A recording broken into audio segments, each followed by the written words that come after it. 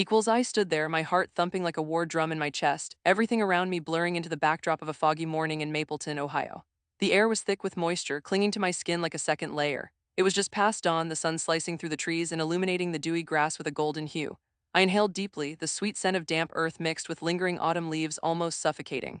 Today was the day I would take back what was mine. I had waited long enough, my plans meticulously crafted in the shadows. "Clara, are you coming or what?" My best friend Jenna called from the doorway of my small, rented house. Jenna was always the more spontaneous one, her thick curls bouncing with energy, a radiant sunflower against the muted colors of the world around us. "Yeah, just a minute," I shouted back, my voice wavering slightly. My hands fidgeted with a silver locket hanging around my neck, its cool metal grounding me. Inside it held a picture of my father and me, smiling on a sunny day that felt like a lifetime ago. He had been everything to me until the day he lost his life because of Daniel Moore's. Jenna had no idea what I had planned for today. I wanted to protect her from the potential fallout. The last thing I needed was for her to be caught in my web of revenge. I quickly swallowed the nerves bubbling in my stomach, plastered on a smile, and stepped outside. The temperature was just cool enough to send chills spiraling down my arms, and I pulled my cardigan tighter around me. "Ready when you are." "Great, we can grab brunch before the game starts. The football team is undefeated so far," she chirped, her brown eyes sparkling in the early light. It was easy to see how much she loved this town, just as I had once loved it before everything changed. Sure, brunch sounds fantastic, but inside, a storm was brewing. My mind flickered back to that fateful day, the heart-wrenching phone call that shattered my world. The laughter of the people around me faded into whispers. I spotted the edge of the town square where Mapleton's pride, the huge, ancient oak tree, stood tall and regally, its branches nearly obscuring the morning sky. As we walked, I felt the cobblestones beneath my worn sandals, each step echoing my urgency. "You know, Clara, if we win today, it'll be such a blast. You should totally come to the after party." Her voice was bright and hopeful, unwavering, while my insides twisted at the thought. How could I be part of something so carefree when I was consumed by a thirst for vengeance? "I'll think about it," I offered, just a tad too hastily. The truth was, I couldn't risk exposing myself in a crowd, especially when Daniel would likely be there. My thoughts drifted back to the past. The heartbreaking moments replayed like a loop in my mind, nearly suffocating me. I had to remind myself of the promise I made to my father on the day he died. I would get justice, no matter the cost. People passed us, some smiling, some lost in their own worlds, but everything felt like a haze to me. I could hear snippets of conversations, laughter, and even the cheerful bark of a nearby dog. But my world revolved around revenge, and it felt like everyone else was living in a different universe. A universe of happiness and normalcy I could no longer inhabit. "Clara, you're slipping into that daze again," Jenna said, her voice cutting through my spiral. "What are you thinking about?" I blinked rapidly, shaking my head as if I could shake off the reminders of my past. "Just thinking about the football game. Right, about how we are going to crush the rival team." She laughed lightly, but when I failed to join in, her smile faded. "You okay?" "Of course, just trying to keep up with your enthusiasm," I said, forcing cheerfulness into my tone. "You know, I love it when you ramble on about football. Huh, if I did not know better, I would almost think you were boring into your own little world again." I chuckled weakly, but my mind was already scheming. Daniel would be at the game, probably up to his usual tricks, showing off, laughing with friends, and forgetting the carnage he left behind. I often imagined confronting him, confronting that smug face that had haunted my dreams, the face that held absolute apathy for everything he had done. We reached the cafe where we would often grab breakfast, a quaint little place with faded wooden chairs and tables, decorated with mismatched cutlery. The aroma of fresh coffee wafted through the air, hinting at the warmth inside. The cafe was packed, people leaning in over their plates, their laughter and chatter a shield against the chilling morning outside. I should have been able to enjoy this moment, yet my body hummed with anticipation like a tightly wound coil waiting to snap. "Get us a table." "I will be right back, okay?" I told Jenna before I ambled toward the restroom. "Sure, I'll grab the usual," she called back, her enthusiasm still unabashed, oblivious to the turmoil swirling inside me. As I stepped into the restroom, I allowed myself to catch a glimpse of my reflection in the cracked mirror. My shoulder-length hair fell straight down in front of my face, and I pushed it back, revealing the determination etched onto my forehead. The dark circles under my eyes told a story of sleepless nights and too many worries. "Focus, Clara," I whispered to myself, splashing cold water on my face to wake my senses. "This is your moment, the wait is almost over." I gazed deeply into my own eyes and saw the stirrings of a quiet ferocity buried beneath the facade of the girl who everyone still believed was all sunshine and rainbows. But I was no longer that naive girl. I had changed, molded by grief and vengeance. Once I felt somewhat refreshed, I took a moment to gather my thoughts, steeling myself for what lay ahead. I could almost hear my father's voice urging me forward, urging me to be strong. With deliberate steps, I left the restroom and walked back into the main cafe area. Of course, this was not just a simple brunch with Jenna, I had a plan. As I settled into the table Jenna picked, I intercepted a glimpse of the jubilant atmosphere, people enjoying their food, friends sharing jokes, and couples whispering sweetly to each other. My gut twisted as I remembered how life once felt like that for me too. I tightened my grip on the edge of the table, trying to manage the ball of anger and sadness swelling inside me as if it would burst forth at any moment. While Jenna chatted enthusiastically, recounting last week's game highlights, my eyes meandered around the cafe, scanning the faces, waiting for Daniel to appear. Why was he so easy to find in my mind, yet so elusive when I truly wanted him to be present? You're hardly listening, Jenna teased, a smile dancing at the corners of her mouth. Are you really that upset about the last game? No, it is not that, I muttered, trying to keep my voice steady. I am just tired, I guess. Tired of what? You need to get out more, Clara. Enjoy your life, it is way too short to waste it away, she retorted, her playful tone pulling me further from the edge of darkness that had crept ever closer. I promise I will, let me just catch up over brunch first. I warded her off with a sweet smile, even as I ground my teeth, waiting for the moment I had fantasized about for almost a year. The doorbell jingled and I turned my head instinctively, my breathing catching in my throat like a fish flipped out of water. There he was, standing just inside, his tall frame casting a long shadow across the doorway, dark hair tousled and nonchalant. He chuckled softly at something his friend said, the arrogance oozing off him like a rancid perfume. Speak of the devil, Jenna murmured playfully, clearly oblivious to the turmoil raging inside me. But something shifted deep in my chest. I could feel my heart pounding hard enough to drown out the sweet chatter of the cafe. Jenna, could you get some coffee? Her brow furrowed for a moment, surprise flickering in her eyes. But please, I urged, my voice sharper than I intended. Before she could protest further, I shot her a look that screamed urgency. Fine, I will be right back. As she hopped away, I turned my full attention to Daniel, my pulse thundering louder with every second that ticked by. I could almost see the smirk on his face, that carefree innocence that had betrayed me and my father. Pain curled around my heart, but I forced myself to focus, to stand firm. Daniel spotted me, his eyes narrowing slightly, curiosity playing on the edges of his lips. I could feel my breath hitch as the magic of that moment enveloped us. He sauntered over, his macho swagger grossly confident, and I wanted to cut down that facade, bring him crashing back to reality. Clara. Didn't expect to see you here. His voice was smooth, almost mocking. Neither did I, Daniel, I replied, my tone cordial yet etched with ice. How are you? His gaze ran over me, lingering just a moment too long, taunting me. I am great, just finished practice. This is our big game day, you know? Of course, I scoffed softly, feeling the knot in my stomach throw my carefully orchestrated calmness off balance. Wouldn't want to let down your fans. Always the witty one, I see. He laughed, but there was nothing warm about it. What was I even doing here? Did you ever stop to think about how your actions affect the people around you? I shot back, my voice lower and more direct than before. I felt powerful and vulnerable all at once, as if the weight of my truths were unfurling before him. He raised an eyebrow, amusement dancing on his lips. Come on, Clara, we were just kids back then. You cannot blame me for accidents. Accidents you call taking a life an accident. I spat back, feeling a righteous fury surge through me. His smirk faded, and for a heartbeat there was a flicker of recognition. That's not fair, you know it wasn't just me. No, I do not think it is fair. My voice cracked for a moment. You used to be my friend, now you're a caricature of the man I once trusted, the embodiment of betrayal. That is pretty dramatic. It is not like but I cut him off, sagging back in my chair, keeping my gaze locked onto his. Dramatic or not, here we are, Daniel, you might as well own what you did. A glimmer of anger ignited in his eyes, but he brushed it off with an insincere laugh.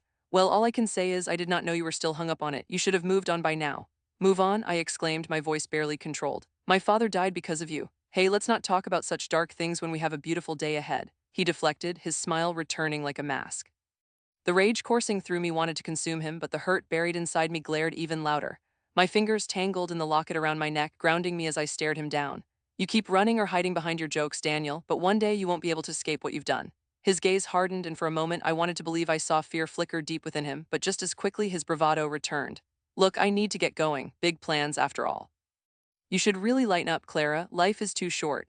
Maybe it is time I take charge of my life, don't you think? I muttered almost to myself, but loud enough for him to catch it. He shrugged, his indifference sharpening my resolve. I stood, abruptly breaking the moment. Enjoy the game, Daniel. He smirked and turned away, back to his friends, the laughter rolling over me like a cold wave. I fought to regain my breath, shattered fragments of my composure falling away like an autumn leaf caught in a gust of wind. Hey, everything good? Jenna returned, coffee in hand. Yeah, just had a brief conversation, I murmured, feeling the rush of anger still simmering below the surface. She plopped down in her seat, coffee spilling slightly onto the table, capturing the laughter and chatter around us. As we resumed our mundane brunch talk, I felt a storm rising within me, fueled by vengeance, the ultimate fire of my plan igniting within my soul. Today was not just a game day. It was going to be the beginning of my reckoning. A chill swept through the maple trees, their crimson leaves whispering secrets that only the wind seemed to understand.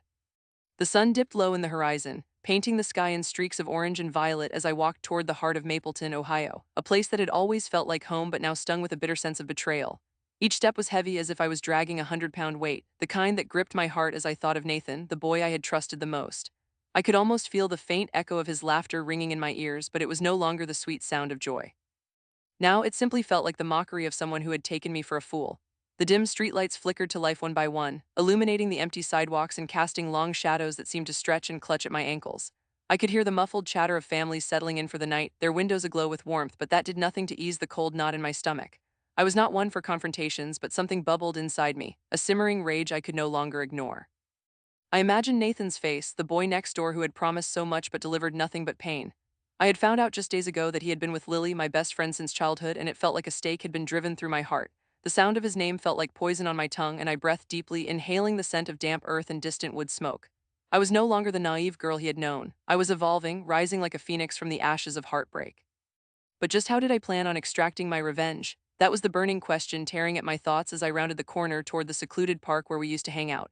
I could almost see the echoes of our laughter bouncing off the swings, the memories morphing into shadows of the past. As I entered the park, the familiar trail beneath my feet felt different, foreign even. I was no longer visiting the place where celebrations blossomed. I was walking toward a reckoning.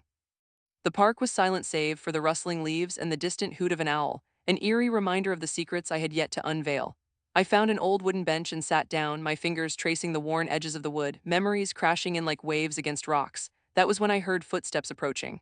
My heart fired up its racing rhythm in my chest as the figure emerged from the shadows, Lily. She had an apologetic look plastered on her face, her auburn hair tumbling in waves over her shoulders, eyes wide with concern.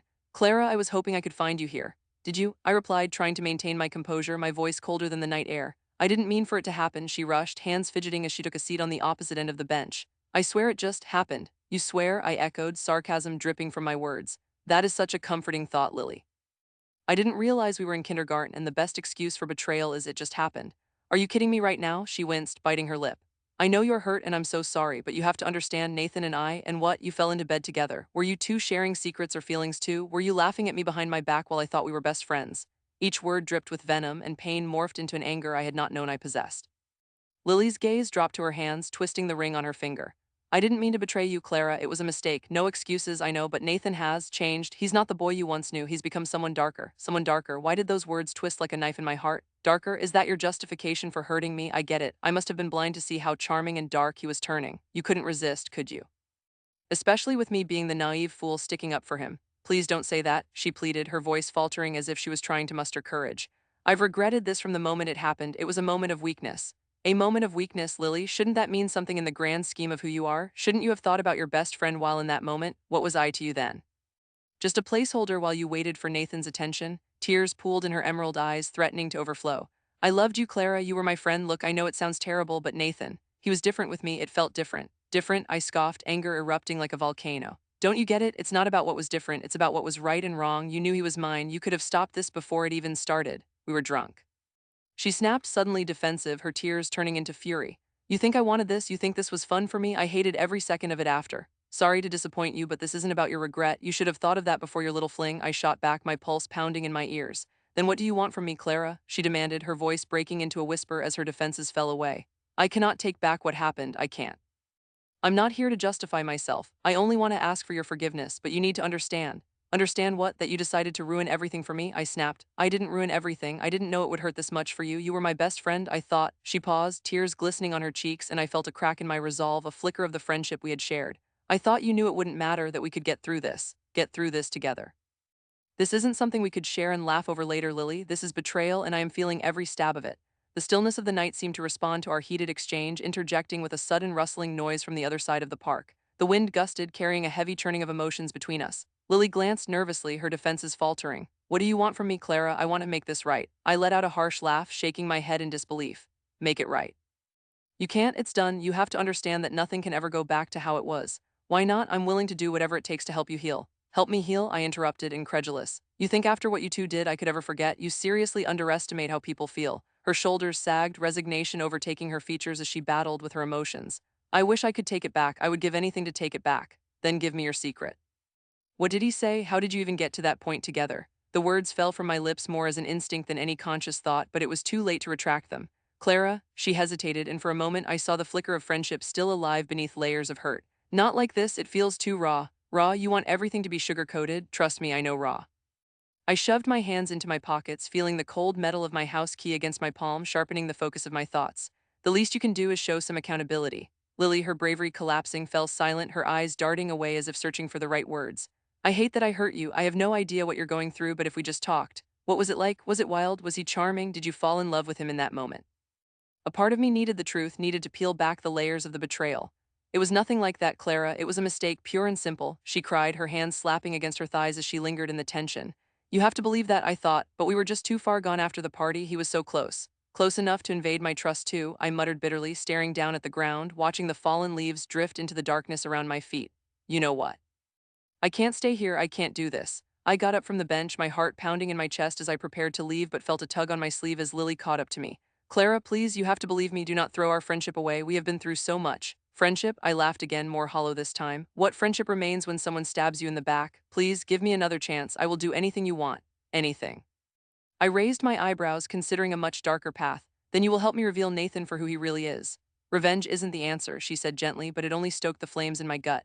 Then what is? I shot back. A heartfelt apology? Oh great, the betrayal fairy has come to bless us with another hollow reassurance. Nathan and I are finished. I want him to feel the same pain he made me feel. Lily recoiled, eyes widening. Clara, please, there is a line we shouldn't cross. A line. The liar crossed it already when he ended up with you. What do I have to lose? I spat, my anger rising up, fueled by the hurt. Clara, no, she pleaded, stepping closer. Please don't do anything you might regret, just take a step back. Step back, I've lost everything, I yelled, my voice echoing in the night. The once vibrant park felt like a dark cavern encompassing all the grievances and pain festering inside me, waiting to overflow. I'm not going to lose you too, not like this. Her voice cracked, and I saw the desperation of our fostered friendship pouring out into the chilly night air.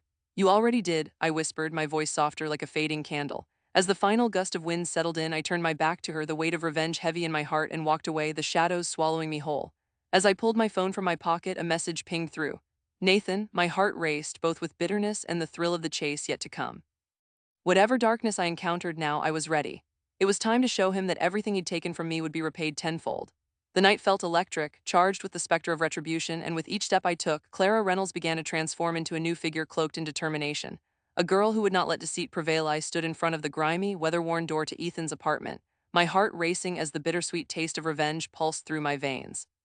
The time had come, a meeting too long overdue, yet the idea of finally facing him both excited and terrified me.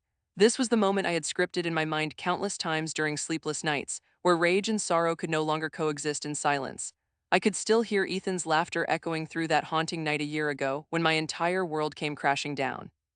I took a deep breath, the smoky scent of burnt coffee wafting through the air mixed with a hint of something darker, something I could hardly name. I rapped my knuckles against the door, the sound swallowed by the silence that seemed to envelop the hallway. I waited, eyeing the peeling paint and the old carpet that had surely absorbed years of secrets and regrets. The sound of footsteps shuffling from within made my stomach tighten into a knot. What was this confrontation going to feel like? Would I have the strength to follow through with my plan? The door creaked open, revealing Ethan, his face framed by disheveled hair and a hint of surprise in his dark brown eyes. Clara, what are you doing here? He asked, his voice laced with confusion, his usual swagger shaken. I could feel the fire igniting in my chest, and I stepped in without invitation, pushing the door open a bit wider. We need to talk, Ethan. His brow furrowed, and for a moment he seemed unsure, like he wanted to retreat. This isn't really a good time, maybe we can. I cut him off, my own voice sharper than I imagined. No, we can't maybe anything, you've put me through hell and I'm here to settle the score. Ethan leaned back, crossing his arms defensively. What score, Clara? I thought we had moved on, I thought you were over it.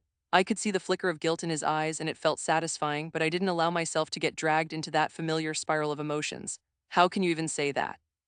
You ruined my life, Ethan. You took my trust, my confidence, and turned them into ashes. You think some time will help me forget that? He opened his mouth as if preparing to argue but paused. Look, I never meant for things to go that far. You know how it was. We were young, reckless. Reckless? I whispered, clutching the edge of the sofa tightly. Ethan, you were more than reckless. You betrayed me in front of everyone. Do you have any idea what that did to me? How many nights I lay awake, filled with shame and humiliation?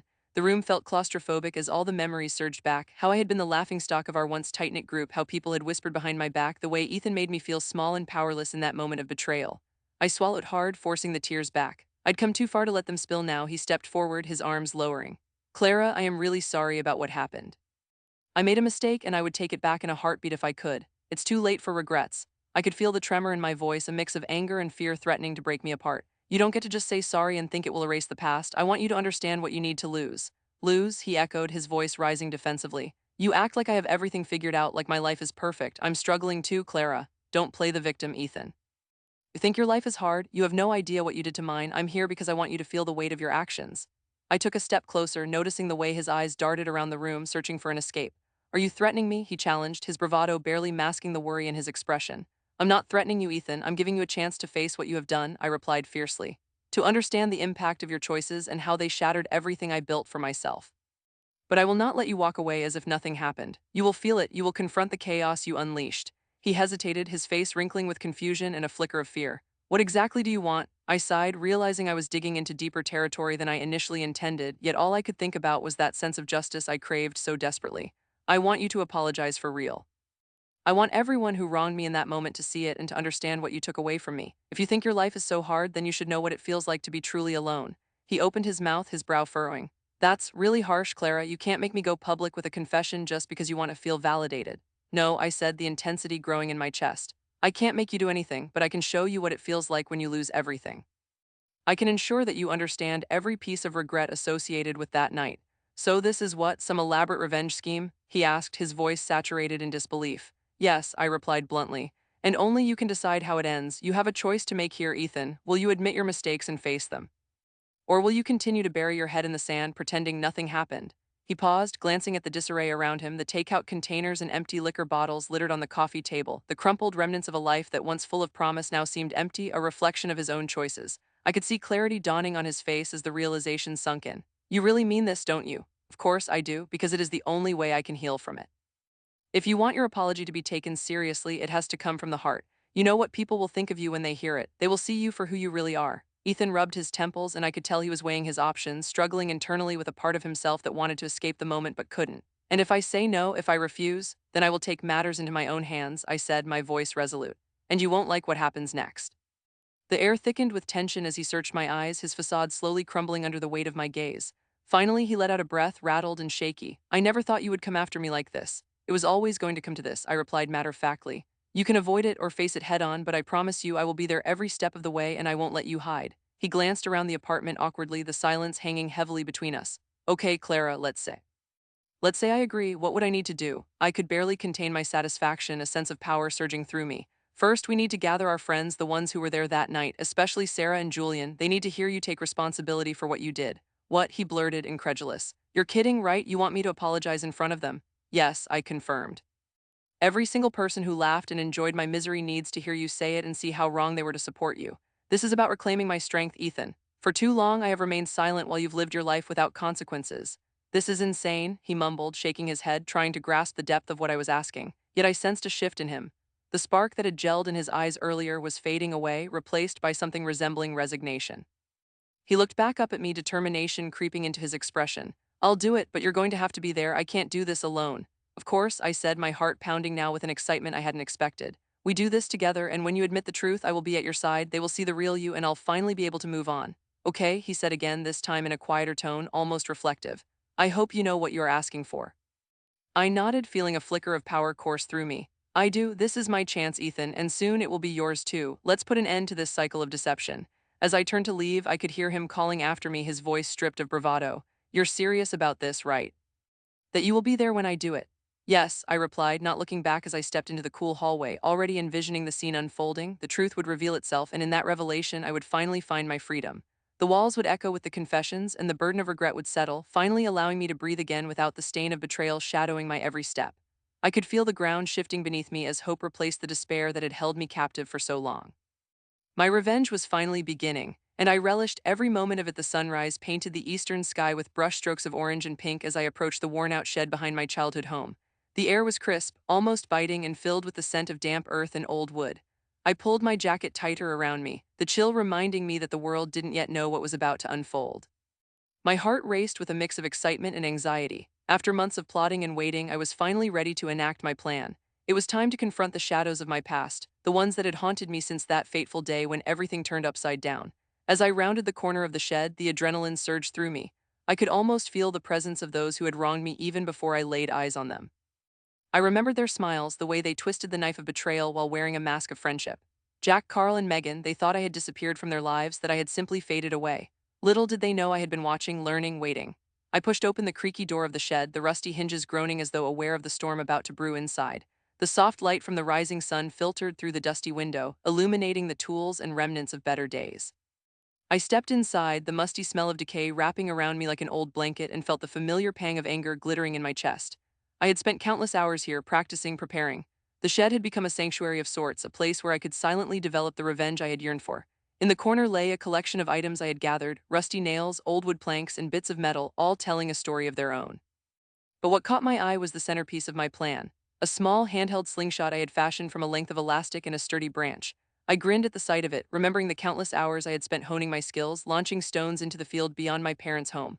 I had always found solace in the simple act of aiming and releasing, and now that very action would be my weapon of choice.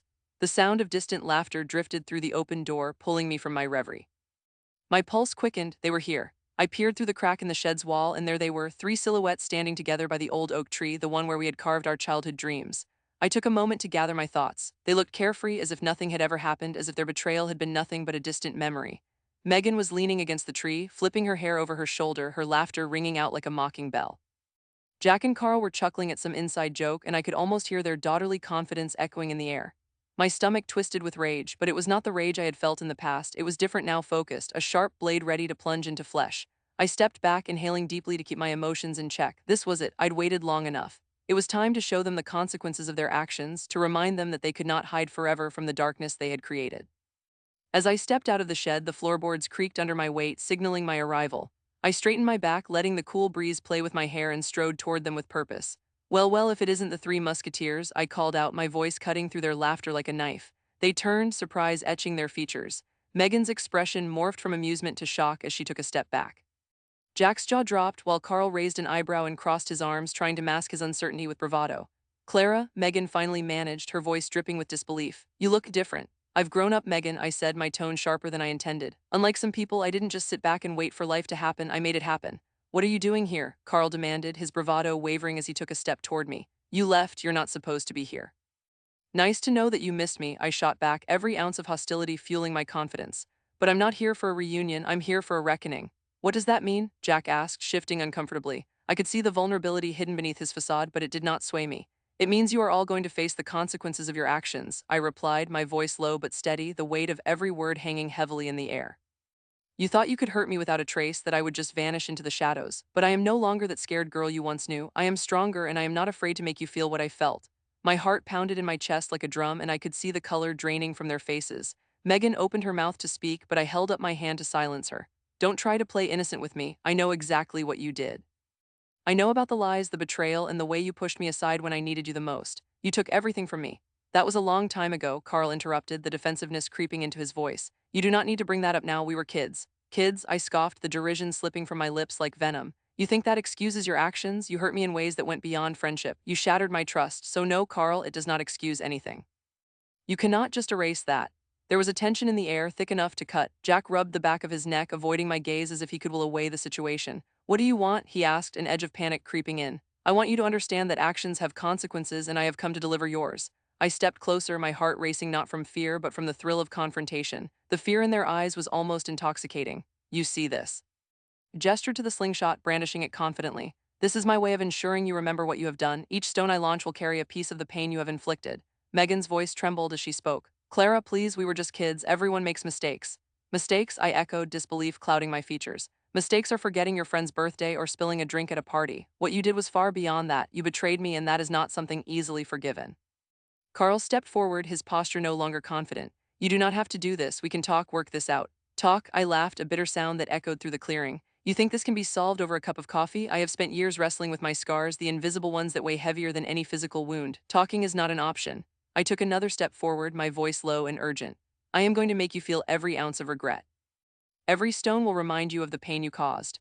Jack finally found his voice, stumbling over his words. Clara, wait, this is insane. We can fix this together. Fix it? I blurted, incredulous at the assertion. You think it is that simple, that the damage you have done can be undone with a few nice words? I want you to understand what it feels like to lose everything, to be left in the dark. In that moment, I lifted the slingshot, tension coiling in the air like a taut string, and launched a stone toward the tree where we had once carved our names, a symbol of our broken past. The stone struck the bark with a sharp crack, splintering wood and sending up a flurry of splinters. Their eyes widened, and my heart raced with exhilaration at the sound, a testament to the power I had claimed for myself. That's just the beginning, I warned, relishing my newfound strength. This is a warning. Panic swept through their faces, and Megan took a small step back, her expression shifting from disbelief to fear. What do you want us to do? She asked, her voice trembling, realization dawning upon her. Perhaps for the first time she understood the depths of her betrayal. I want you to remember, I answered, my voice steady and unwavering, that each action carries consequences. You will fear the unknown and you will experience what I endured. I need you to feel the weight of your choices. They exchanged frantic glances, desperation lacing their expressions. Carl was the first to regain some of his bravado. You think we are afraid of you? We know you, Clara. You do not have it in you to hurt us. Do not mistake my calm for weakness, I warned, narrowing my gaze, my grip on the slingshot firm. You underestimate the depth of my pain. I launched another stone, this one aimed at a rusted old bicycle lying abandoned in the grass. The impact echoed through the clearing, and I could see the fear rattling beneath their bravado. It was exhilarating. Watch closely as I reclaim my narrative, I said, my voice growing stronger with each word. I am not a victim anymore, I am the architect of my own revenge. The third stone flew through the air, shattering a nearby glass bottle I had long forgotten in the weeds. The shards glinted in the sunlight like stars scattered on the ground, and the realization of my power sent a thrill down my spine. What is going on? Jack finally shouted, his voice cracking. Why are you doing this? This is not you, I smiled, reveling in their confusion. Oh, but it is, you just never took the time to notice. You were too wrapped up in your own lies and betrayal to see the real me. This is what you brought out of me. Please, Clara, Megan begged, tears glistening in her eyes. We can fix this, we can talk about it. Talk, I echoed, disbelief bleeding into my voice once again. What more is there to talk about? You took everything from me, you do not get to decide when the time for forgiveness is. I loaded the slingshot again, the familiar action comforting, grounding me. This is part of my healing, a chance for me to reclaim what's mine. Each shot is a reminder of your choices, do you understand? They stood frozen, uncertainty flickering over their faces, and at that moment I knew I could push further. You think you can walk away unscathed? I will ensure you remember me, and I will ensure you will regret your choices. I released another stone toward them, missing on purpose as I aimed for a nearby tree, the bark splintering into a cloud of dust. This is only the beginning, I said, the power flowing through me, invigorating and intoxicating. I had never felt more alive. As the tension filled the air, I could sense their panic rising. Each stone is a piece of my past, a fragment of my pain. And every time you hear a slingshot or the sound of glass shattering, I want you to remember this moment. Their faces twisted in shock, the reality of my confrontation settling in. I relished their fear, intoxicating and illuminating. For too long, I had been the puppet in their game. I would no longer allow them to control my narrative or define my story. I was no longer the girl they once knew. I had become a force of nature. Run, if you wish, I taunted, a smirk playing on my lips. But know that I will be waiting. The game has only just begun. And just like that, I had unleashed my revelation, a canopy of fire beneath the ground, patiently waiting for them to come to terms with the choices they made. The sun continued to rise, casting warm golden rays on the battlefield I had created, and I stood strong, unyielding. The dawn of my vengeance was upon us, and I would be the sun that burned them to ashes.